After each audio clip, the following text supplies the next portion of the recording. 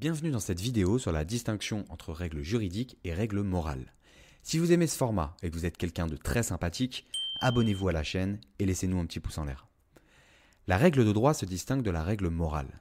Qu'est-ce qui distingue la règle de droit de la règle morale? Le premier critère est la source de la règle. La règle morale naît de la conscience de l'individu. Sa source est interne et individuelle.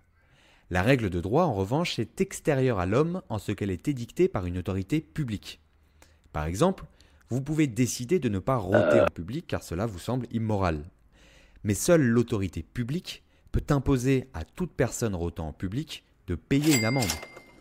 Le deuxième critère de distinction est la finalité de la règle. La règle morale vise le perfectionnement de l'homme en tant qu'individu et poursuit donc une finalité individuelle. La règle de droit vise à réguler la vie sociale et poursuit donc une finalité sociale. Attention toutefois car ce critère n'est pas parfait. La règle morale peut avoir une finalité sociale. Par exemple, il n'est pas moral de péter en public. Le troisième critère de distinction est la sanction de la règle. La sanction d'une règle morale réside dans les remords ressentis par l'individu. La sanction est interne à l'individu. La sanction d'une règle juridique est un acte de contrainte externe à l'individu. Elle est assurée par l'État. Mais là encore, ce critère n'est pas parfait. La sanction de la transgression d'une règle morale peut être externe et consister dans la réprobation des tiers.